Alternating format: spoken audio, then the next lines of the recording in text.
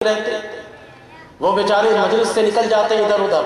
جب ایسا حاکم ہمارے سر پہ آئے گا تو اب غریب کو روٹی کہاں ملے گی؟ ایک غریب کو سر چھپانے کے لیے مکان کہاں ملے گا؟ یہ اللہ تعالیٰ کی طرف سے ایک نحوست چھا جاتی ہے۔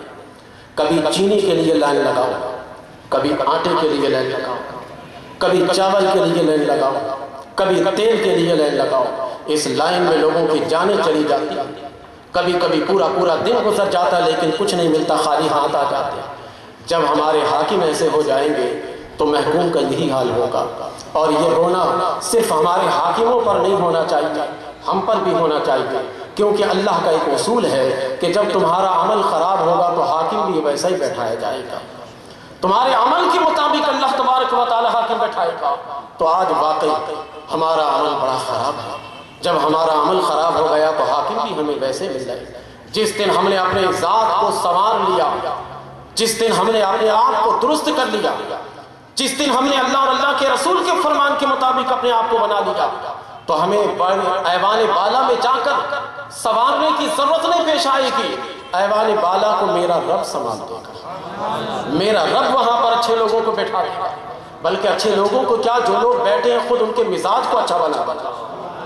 جو نماز نہیں پڑھتے تھے وہ نمازی بن جائیں گے وہاں، جو روزے نہیں رکھتے تھے وہ روزے دار بن جائیں گے۔ بلکہ میں یہ کہتا ہوں کہ جب ہمارا عمل اچھا ہو جائے گا تو جن کو ہم نے بھیجا وہ 5 وقتہ نمازی نہیں بلکہ تہجد گزار بھی بن جائے گا۔ سلطنت مانوی بھی اللہ ان کو عطا کرے گا اور سلطنت ظاہری بھی عطا کرے گا۔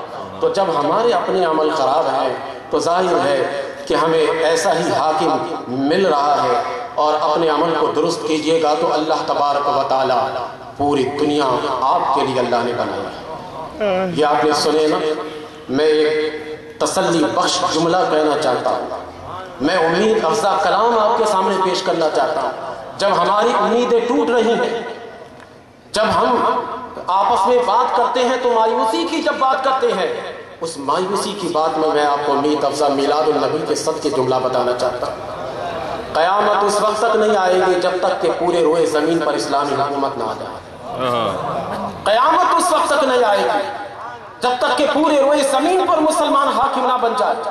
جو امریکہ آج اپنی طاقت پر اترا رہا ہے، جو آج اپنے ٹیکنالوجی پر اترا رہا ہے، جو آج مسلمان کو اپنے گھر کے لونڈی سمجھ رہا ہے، جو اسلام اور مسلمانوں کی حقیقت کر رہا ہے، وہ امریکہ جب سے ایجاد ہوا ہے اب تک وہاں مسلمانوں کی حکومت نہیں آئی اور آ کر رہے گی۔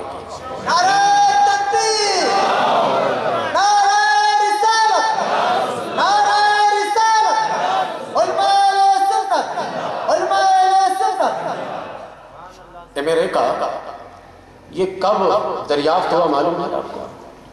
میں نے کہا تھا کہ میں آپ کے معلومات کے لیے آؤٹ سائڈ میں مطالعہ کرتا رہتا ہوں۔ 1492 عیسوی میں ایجاد ہوا ہے، سمجھ گئے۔ ایک جو ہے سیاح وہاں گیا تھا، کرسٹوفر اس کا نام ہے، کرسٹوفر، وہ کولمبس بھی کرسٹوفر اس کا نام آتا ہے، کولمبس کرسٹوفر پورا نام ہے اس کا۔ وہ وہاں گیا تھا، اس نے ایجاد کیا، دریافت کیا۔ اس وقت سے اب تک وہاں پر مسلم حکمرانی نہیں آئی ہے، اور قیامت اس وقت تک نہیں آئے گی جب تک کہ امریکہ میں بھی مسلم حکمرانی نہ آ جائے۔ تو ہمیں دم نہیں توڑنی چاہیے، وہ ہمارا خطہ ہے، ہمیں ملے گا۔ یہ پوری روئے زمین مسلمانوں کی میراث ہے۔ وَلَقَدْ كَتَبْنَا فِي الزَّبُورِ مِن بَعْدِ الذِّكْرِ أَنَّ الْأَرْضَ يَرِثُهَا عِبَادِيَ الصَّالِحُونَ۔ اللہ نے تو زبور میں لکھ دیا تھا کہ یہ روئے زمین کی بادشاہت اور یہ میراث کے طور پر اللہ تبارک و تعالی اس امت محمدی کو عطا کرے گا۔ نعرہ تکبیر، نعرہ رسالت، نعرہ رسالت، علماء سنت، علماء سنت۔ آپ اپنی امیدیں نہ توڑیں، آپ مایوسی کی بات نہ کریں، اپنے اعمال پر نظر کیجیے، اپنے اعمال کو درست بنائیے۔ وہ خطہ اللہ تبارک و تعالی یقین جانیے کہ آپ کو تشت میں سجا کر دے گا، میرا یقین ہے، اور اللہ تبارک و تعالی کے رسول کے فرمان پر 100% امیدی ہے۔ بس صرف ہم اپنے اندر تبدیلی لائیں گا، ادھر ہم اپنے اندر تبدیلی لائیں گے، ادھر اللہ تبدیلی لائے گا۔ ان اللہ لا یغیر ما بقوم حتی یغیروا ما بانفسہم۔ اللہ اس قوم کو بدلتا ہی نہیں ہے جو قوم خود اپنے اندر تبدیلی نہ لائے. پہلے تبدیلی لے آؤ. یہ جتنی بھی ٹیکنالوجی ہے، جتنے بھی ساز و سامان ہے، الحمدللہ وہ ہمارے حصے میں آ کر رہے گا. مکہ کی سرزمین پر جب سرکار آئے تھے تو مسلمانوں کے لیے کچھ نہیں تھا. وہاں مسلمانوں کو نماز پڑھنے کی بھی اجازت نہیں تھی، مسلمانوں کو اذان دینے کی بھی اجازت نہیں تھی، مسلمانوں کو کلمہ الہ حق بلند کرنے کی بھی اجازت نہیں تھی. لیکن وہی مکہ مسلمانوں کا گڑھ بن گیا. تو وہی ہے امریکہ جہاں آج مسلمانوں کو ستایا جا رہا ہے، مسلمانوں کا جینا توبر کیا جا رہا ہے، مسلمانوں کو اذان دینے پر پابندی، لاؤڈ اسپیکر نہ استعمال کرو، اندر کے اسپیکر پہ اذان دو. یقین جانیے وہی امریکہ کے سرزمین پر ایک دن آئے گا کہ ہر چاروں طرف اذان بلالی پہنچے گی، چاروں طرف صدا آئے گی. بس شرط یہ ہے کہ نبیوں کے بتائے ہوئے تعلیمات کے مطابق ہم اپنے عمل میں تبدیلی لائے. تیسری ضرورت انبیاء کرام علیہ السلام کی یہ ہوتی ہے کہ دین اور دنیا کی کامیابی ہمیں مل جائے. دین میں بھی کامیابی ملے اور آخرت میں بھی، دین اور دنیا دونوں میں کامیابی ہمیں مل جائے. آخرت میں بھی کامیابی ملے، دنیا میں بھی کامیابی مل جائے. تو یہ تیسری ضرورت ہے. میں تینوں ضرورت کو دہرا دیتا ہوں تاکہ آپ کو یاد ہو جائے.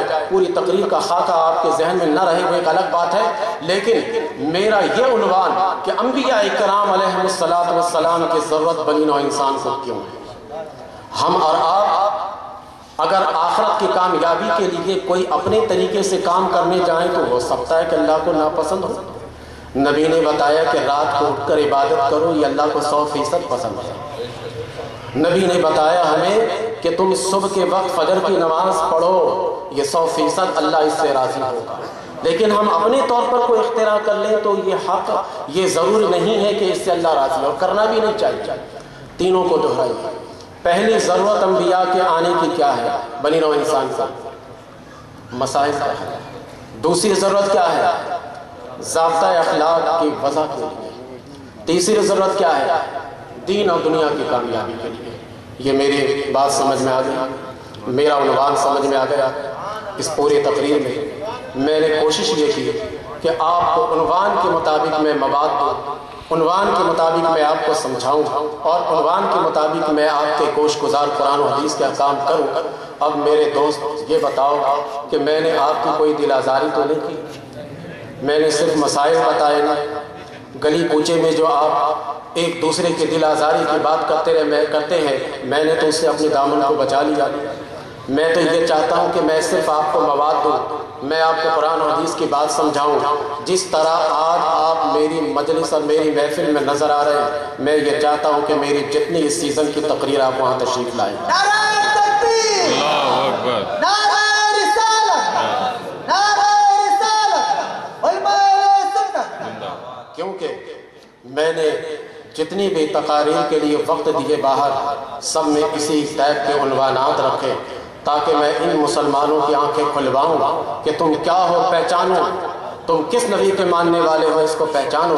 میں صرف اس وجہ سے یہ مختلف قسم کے عنوانات یہ جو اس ٹائپ کے ہوتے ہیں میں اس لیے دے رہا ہوں تاکہ میرے اپنی بھی محفل میں آ کر سنیں، میرے غیر بھی آ کر محفل میں آ کر سنیں اور سمجھیں کہ مذہب اسلام کیا ہے، دین اسلام کیا ہے، ہم کس پیغمبر کے ماننے والے ہیں، ہماری شناخت کیا ہے، ہم اپنی شناخت کو کیوں کھو رہے ہیں. ہماری شناخت تو وہ ہے کہ جس شناخت کو لینے کے لیے دنیا تڑپتی ہے، لیکن صرف حسد کی وجہ سے ہماری شناخت کو دنیا نہیں لیتی کہ یہ مسلمانوں کی شناخت ہے، ورنہ مسلمانوں کی شناخت اعلیٰ اور پاکیزہ شناخت ہے.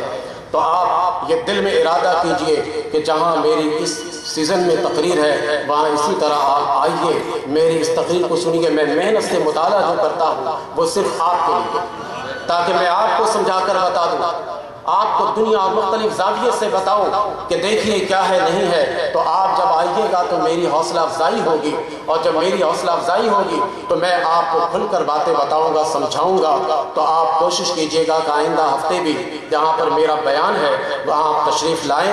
وہ بھی عنوان بڑا ہی لیٹسٹ عنوان ہے. جب میں نے یہ عنوان دیا تھا تو مجھے ایک صاحب کہہ رہے تھے کہ اچھا یہ وہی ہوگا نا کہ امتی میں اور اللہ تبارک و تعالیٰ کے درمیان کوئی ایک واسطہ نہیں ہے، یہ ہونا چاہیے. میں نے کہا نہیں، وہ نہیں ہوگا، بالکل الگ تھلگ بات میں کروں گا. یہ نہیں، کہ بندہ جو ہے عالم ظلمات میں رہتا ہے اور رب عالم نورانیات میں رہتا ہے. اس دونوں کے درمیان ایک واسطہ پیدا کرنے کے لیے انبیاء کو بھیجا. میں نے کہا نہیں یہ تو عام ہے, میں یہ نہیں انبیاء کی ضرورت بتاؤں گا جو بالکل الگ تھلگ میں بتاؤں گا. تو یہ تین میں نے الگ تھلگ آپ کے گوش گزار کیے اور درمیان میں جو فرق بتائے وہ جس نے یاد رکھے فبہا من حفظ من نسیا وما علینا الا البلاغ.